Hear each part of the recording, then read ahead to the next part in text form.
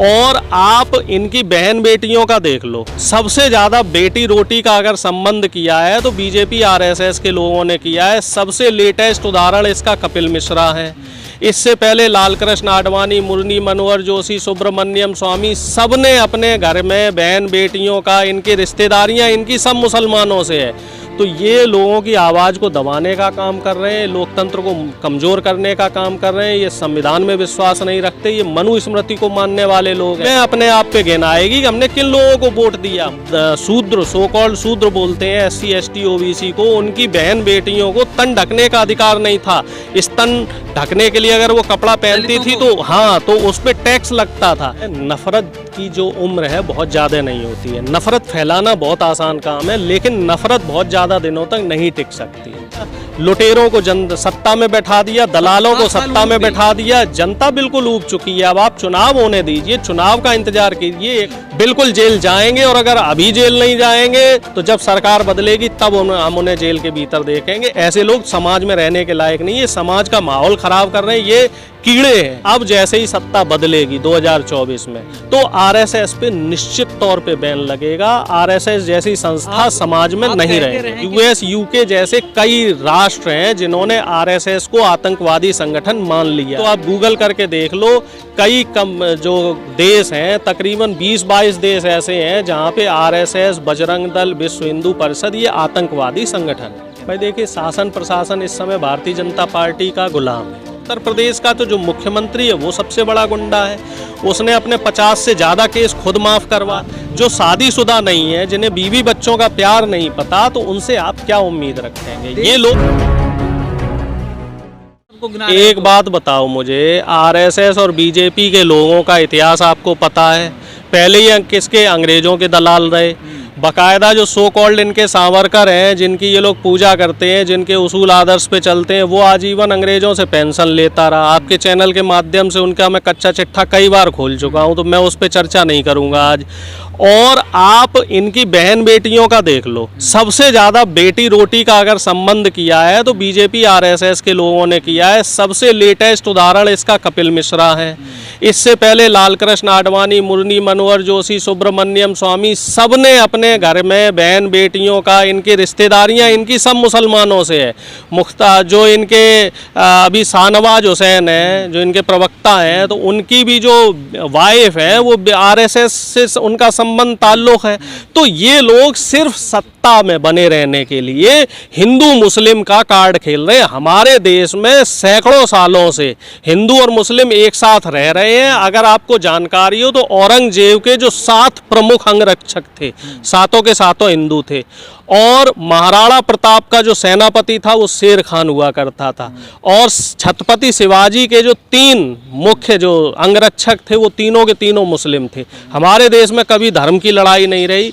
लड़ाई रही है तो सिर्फ और सिर्फ सत्ता की। जिसको धार्मिक जामा, जो धार्मिक जो कहते हैं ना, एक चोला पहनाने वाला काम, वो काम भारतीय जनता पार्टी कर रही है। इस हांडी में, जो ये काठ की हांडी भारतीय जनता पार्टी ने चढ़ाई थी, उस हांडी में जनता एक बार चढ़ चुकी है। एक बार इनको तौल लिया है जनता ने इनका राष्ट्रवाद भी देख लिया कि किसानों को इन्होंने कैसे 13 महीने मोहताज किया और चुनाव आने से पहले कैसे इनकी सारी मांगें मान ली। 13 महीने तक तो पूरी सरकार ये गिनाने में कामयाब लगी रही। सरकार के साथ साथ जो गोदी मीडिया के पत्रकार हैं वो भी बताने में लगे रहे कि कानूनों में क्या सफ़ेद है, कानून किसानों के लिए कैसे अच्छे हैं। और जैसे ही ये ख़त्म हो गया, चुनाव आने वाला हुआ, तो एकदम से कानून खत्म हो गए। अब कानून काले पीले हो गए। अब कह रहे हैं कि हमने साहब किसानों के हित में कानून खत्म कर लिए। प्रधानमंत्री ने ऑस्ट्रेलिया से अब निवेश कर रहे हैं दूध के व्यापार को लेकर। निवेश तो ये जापान से भी, निवेश तो ये जापान से भी कर रहे थे। जो मेट्रो वो ट्रेन, इनकी बुलेट ट्रेन आ रही थी, उसका क्या हुआ? वो भी चुनाव से पहले निवेश कर रहे थे। चुनाव खत्म हुआ तो बता दिया साहब कि बुलेट ट्रेन हमारे यहाँ भी नहीं लग सकती है, ये दिक्कत है, वो दिक्कत है। अब चूंकि उत्तर प्रदेश का चुनाव आने वाला है तो इस वजह से ऑस्ट्रेलियन कंपनी से निवेश हो जाएगा। जैसे ही चुनाव चला जाएगा इनका वो निवेश खत्म हो जाएगा। मेक इन इंडिया प्रोजेक्ट का क्या हुआ? कितनी कंपनियों ने यहाँ आके निवेश किया? नहीं किया। GDP अभी भी माइनस में है। तो प्रधानमंत्री जी ईमानदारी से काम करें, श्रम कानून को पुनः बहाल करें। श्रम कानून हटने से 12 से 13 करोड़ लोग बेरोजगार हो चुके हैं, उनके घर में रोजी रोटी का जुगाड़ करें। ये हमारे देश का संविधान कहता है कि देश का जो नागरिक है, जो देश में जन्म लेता है, तो उसको 2 वक्त की रोटी का, तन ढकने के लिए कपड़े का और रहने के लिए मकान का, शिक्षा का, रोजगार का, ये बुनियादी व्यवस्थाएं दिलवाना हमारे देश की सरकार का काम है और सरकार अपना काम ईमानदारी से नहीं कर रही है। कोरोना लॉकडाउन के दौरान अमेरिका में भी लॉकडाउन लगा था, लेकिन वहाँ के जो बेरोजगार लोग हुए थे उनको वहाँ की सरकार ने $1,500 रुपए दिए थे, $1,500 उनके अकाउंट में डाले थे। और हमारी सरकार ने क्या किया? हमारी सरकार ने लूटने का काम किया, नौकरियां छीनी, सैलरियां घटाई, लोगों के भत्ते नहीं दिए। 2-2 साल से जो स्टेट गवर्नमेंट में नौकरी कर रहे हैं या सेंट्रल गवर्नमेंट में नौकरी कर रहे हैं, उनका वेतन बढ़ाना तो दूर की बात है, उनके भत्ते रोक के रखे हैं 2-2 साल से। और अभी डॉक्टर भी हड़ताल पे थे, दिल्ली में ही सफदरजंग डॉक्टर के हॉस्पिटल के डॉक्टर हड़ताल पे थे। उन बड़े दिनों तक 5-7 दिनों तक इनकी हड़ताल चली, फिर उनको ये कह के हड़ताल उनकी ख़त्म कराई गई कि आप हड़ताल पे रहोगे तो हम तुम्हारी तनख्वाह नहीं देंगे। अब बताओ डॉक्टर मरता क्या ना करता भाई। अगर किसी आदमी को आप सैलरी नहीं देंगे तो उसके परिवार का भरण पोषण कैसे होगा? ऐसे तो ये आंदोलन ख़त्म कराते हैं। इससे पहले बच्चों का आंदोलन चल रहा था, जो SSC GD वाले बच्चों का था, है ना, वो 2018 वाले बच्चों का आंदोलन चल रहा, उसको भी इन्होंने, पुलिस ने लाठी डंडे मार के उन बच्चों को भगाया। तो ये लोगों की आवाज़ को दबाने का काम कर रहे हैं, लोकतंत्र को कमज़ोर करने का काम कर रहे हैं। ये संविधान में विश्वास नहीं रखते, ये मनुस्मृति को मानने वाले लोग हैं।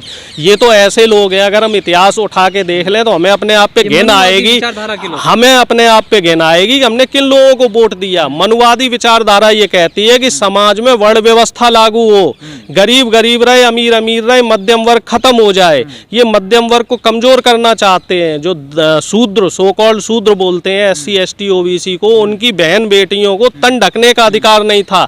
इस तन ढकने के लिए अगर वो कपड़ा पहनती थी तो हाँ, तो उस पर टैक्स लगता था। तो ये उस तरह का माहौल क्रिएट करना चाह रहे हैं। शूद्र और दलित जो होते थे, OBC के लोग होते थे, इनको पढ़ने का अधिकार नहीं था, इनको बराबर बैठने का अधिकार नहीं था। हमें संविधान ने, जो बाबा साहब का संविधान था, उसने हमें ये अधिकार दिया है। टीपू सुल्तान ने दलितों को अपना स्थान ढकने के लिए उन्होंने, टीपू सुल्तान, इसीलिए ये लोग टीपू सुल्तान का विरोध करते हैं। अंग्रेजों ने पढ़ने का अधिकार दिया, इसलिए ये लोग अंग्रेजों का विरोध करते हैं। मुगलों ने दलितों की रेजिमेंट बनाई थी, इसलिए मुगलों का विरोध, वो मुगलों, इनका ब्रिटिशर्स का विरोध करते हैं। ब्रिटिशर्स ने जो एक बहुत बड़ी प्रथा थी, सती प्रथा, जिसमें पति के मरने के बाद पत्नी को जिंदा जला दिया जाता था, उस सती प्रथा को अंग्रेजों ने ख़त्म किया। तो इस वजह से ये सती प्रथा को ये अंग्रेजों का विरोध करते हैं। बाल विवाह को ख़त्म किया, बच्चों के विवाह हो जाया करते थे, तो इसलिए ये विरोध करते हैं। इन्होंने कास्ट वाइज, जो कास्ट सेंसस, जातिगत जनगणना की। अंग्रेजों के दलाल हैं, उनकी मुखबिरी क्या करते थे? ये स्वतंत्रता सेनानियों के खिलाफ, स्वतंत्रता सेनानियों की ये जो रिपोर्ट्स है, जैसे चाहे तथ्य मिले हैं कि भगत सिंह को जो फांसी दिलवाई थी, उसमें वकील जो था इनका, वो RSS का था। चंद्रशेखर आज़ाद की मुखबिरी RSS के लोगों ने की। गांधी को आप जानते हैं किसने मरवाया। तो इस गांधी के देश में गोडसे के जयकारे लग रहे हैं, कैसे लड़ेंगे इस विचारधारा से? देखिए, ऐसा है, नफरत की जो उम्र है बहुत ज़्यादा नहीं होती है। नफरत फैलाना बहुत आसान काम है, लेकिन नफरत बहुत ज़्यादा दिनों तक नहीं टिक सकती, ठीक है। और ज़्यादा मीठा डायबिटिक होता ही है। आपने देखा है, कांग्रेस ने देश में सत्ता में रही 60 साल 65 साल। कांग्रेस ने देश के लिए बहुत कुछ किया, सरकारी संस्थान बनाए, तमाम गरीबों को मुफ्त शिक्षा दी, मुफ्त चिकित्सा दी, बहुत अच्छा हो रहा था। लेकिन जनता को ऐसा लगा कि भाई हमें परिवर्तन चाहिए। परिवर्तन लाके जनता ने देख लिया, लुटेरों को सत्ता में बैठा दिया, दलालों को सत्ता में बैठा दिया। जनता बिल्कुल ऊब चुकी है। अब आप चुनाव होने दीजिए, चुनाव का इंतजार कीजिए, एक बार चुनाव हो जाने दीजिए। ये लोग हर जगह से सत्ता से बाहर होंगे। 22 में 5 के 5 राज्यों में जाएंगे। इसके बाद मध्य प्रदेश, राजस्थान जैसे महत्वपूर्ण राज्यों में चुनाव है, कर्नाटक में चुनाव है, वहां भी सत्ता से बाहर जाएंगे। और 2024 में ये लोग केंद्र से भी सत्ता से बाहर हो रहे हैं। जयकारे लगाने वाले जेल जाएं या नहीं? बिल्कुल जेल जाएं। जाएंगे, और अगर अभी जेल नहीं जाएंगे तो जब सरकार बदलेगी तब हम उन्हें जेल के भीतर देखेंगे। ऐसे लोगों की समाज में रहने की ज़रूरत नहीं है। ऐसे लोगों का सिर्फ और सिर्फ एक इलाज है, इनको जेल की सलाखों के पीछे होना चाहिए, या ऐसे लोगों को अंडमान निकोबार में जो काले पानी की सज़ा इनके सावरकर को दी गई थी, ऐसे लोगों को वहाँ सज़ा दी जाए। ऐसे लोग समाज में रहने के लायक नहीं है, समाज का माहौल ख़राब कर रहे हैं। ये कीड़े हैं। कीड़ा अगर किसी फल में या सब्जी में या मिठाई में पड़ जाता है तो उस पूरी सब्जी को, फल को, मिठाई को खराब कर देता है। तो ये समाज के कीड़े हैं, ये समाज को गंदा कर रहे हैं। ये समाज में जो हमारे युवा हैं इनको भटकाने का काम कर रहे हैं, युवाओं की मानसिकता को खराब करने का काम कर रहे हैं। मानसिक गुलाम बना दिया क्या युवाओं को? देश को ये मानसिक गुलाम भी बना रहे हैं और आर्थिक गुलाम भी बना रहे हैं।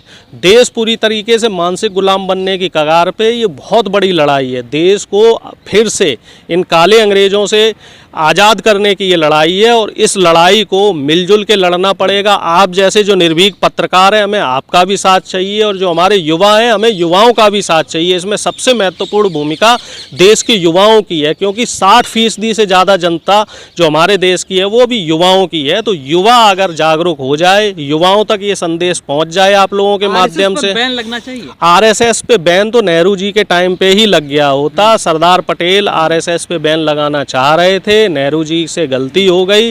नेहरू जी थोड़ा उदारवादी थे, लेकिन अब जैसे ही सत्ता बदलेगी 2024 में तो आरएसएस पे निश्चित तौर पे बैन लगेगा। आरएसएस जैसी संस्था समाज में नहीं रहेंगे। कि अंतर्राष्ट्रीय स्तर पर आरएसएस को बैन बिल्कुल, यूएस, यूके जैसे कई राष्ट्र हैं जिन्होंने आरएसएस को आतंकवादी संगठन मान लिया है। जिस तरीके से लश्कर तौयबा है, उसी तरीके से आरएसएस को बड़ी बड़ी जो विश्व शक्तियां हैं उन्होंने आतंकवादी संगठन वो मान चुके हैं, और उन्होंने उन पे बैन भी लगा दिया है। अरब की कई कंट्रीज हैं, वहाँ भी आरएसएस पे बैन लग चुका है। आपके माध्यम से मैं पहले भी बता चुका हूँ, नहीं तो आप गूगल करके देख लो। कई जो देश हैं, तकरीबन 20-22 देश ऐसे हैं जहाँ पे आरएसएस, बजरंग दल, विश्व हिंदू परिषद ये आतंकवादी संगठन है। इन पर बैन लग जाएगा? बिल्कुल बैन लगेगा, और हमारे देश में भी ऐसी संस्थाओं पे बैन लगेगा जो धार्मिक माहौल को खराब करेंगे, चाहे वो किसी भी धर्म की संस्था हो, हिंदू धर्म की संस्था हो, मुस्लिम धर्म की संस्था हो, सिख धर्म की संस्था हो। ये देश कट्टरपंथ से नहीं चलेगा। हमारा देश अनेकताओं में एकता का देश है। हमारे देश में हर जाति और हर धर्म का आदमी सदियों से रह रहा है, और जो देश के माहौल को खराब करने की कोशिश करेगा, हमारा देश उसे स्वीकार नहीं करेगा। जैसे कि आपने देखा भी, जो धर्म संसद हुआ था, धर्म संसद के बाद अति नरसिम्हा जो सरस्वती कहते हैं अपने आप को, जिनका नाम दीपक त्यागी था, अभी पुलिस के बीच में रहते हैं कि ये पुलिस वाले तो हमारे भाई हैं, हमारा सपोर्ट करेंगे, और ठाके लगाते हैं। कैसे ऐसी हिम्मत कैसे आती है उनके अंदर? भाई देखिए, शासन प्रशासन इस समय भारतीय जनता पार्टी का गुलाम है, और कहीं ना कहीं शासन प्रशासन की इन्हें सह मिल रही है, और यही सह है जो छोटे छोटे गुंडे माफिया जो अपने आप को बाबा कहते हैं, ये लोग इस तरीके के बयान दे देते हैं और पुलिस इनका कुछ नहीं करती है। उसको कालीचरण को किसने पकड़ा? छत्तीसगढ़ पुलिस ने, जबकि पकड़ना चाहिए था उत्तराखंड पुलिस को। उत्तराखंड पुलिस की उसे सह मिलती रही, उत्तर प्रदेश की पुलिस की भी उसे सह मिलती रही। उत्तर प्रदेश का तो जो मुख्यमंत्री है वो सबसे बड़ा गुंडा है, उसने अपने 50 से ज़्यादा केस खुद माफ़ करवाए हैं। तो जहाँ गुंडे और जो माफिया लोग हैं वो खुद ही अगर सत्ता में काबिज हों, जिन्हें शिक्षा का महत्व तो नहीं पता, जो शादीशुदा नहीं है, जिन्हें बीवी बच्चों का प्यार नहीं पता, तो उनसे आप क्या उम्मीद रखेंगे? ये लोग समाज का माहौल ही खराब करेंगे। देश में अमन और सलामती के लिए 20 लाख मुसलमान अपने आप को बलिदान करने जा रहे हैं। ये मौलाना तौकीर रज़ा जो बरेली के रहने वाले हैं, वो मौलाना बहुत बड़े मौलाना हैं, और कह रहे हैं कि हम 20 लाख मुसलमान पहली खेप में 10,000 इस फ्राइडे को, शुक्रवार को पेश करेंगे। चाहो तो गोली मार दो और चाहो तो जेल में डाल दो। भाई देखिए, ये अपने आप में बहुत बड़ी मिसाल है। मैं आपसे फिर कह रहा हूँ कि हमारा जो देश है अनेकता में एकता का देश है। देश को आज़ाद कराने में सिर्फ हिंदुओं का योगदान नहीं रहा, देश को आज़ाद कराने में मुसलमानों का भी बराबर योगदान रहा, सिखों का भी बराबर योगदान रहा है। और इस देश को सिर्फ आरएसएस और बीजेपी जैसे लोग नहीं चलाएंगे, हमारे देश को सभी मिलके चलाएंगे। और मैं ऐसे लोगों को साफ संदेश देना चाह रहा हूँ जो माहौल ख़राब कर रहे हैं आपके चैनल के माध्यम से। देश का माहौल ख़राब मत कीजिए, सत्ता को और राजनीति को धर्म से अलग रखिए। धर्म निष्ठा का विषय है। आपकी निष्ठा राम में है, आप राम को पूजिए। मेरी निष्ठा कृष्ण में है, मैं कृष्ण को पूजूंगा। अगर किसी की निष्ठा अल्लाह में है, वो अल्लाह को पूजेगा। किसी की निष्ठा जीसस में है, वो जीसस को पूजेगा। आप जीसस की मूर्ति तोड़ के क्या साबित करना चाहते हैं? कोई नहीं। देखिए, हमारा देश संविधान से चलेगा, हमारा देश लोकतंत्र से चलेगा, और हमारे देश में जो भी माहौल खराब करने की कोशिश करेगा उसको समाज में हम नहीं रहने देंगे।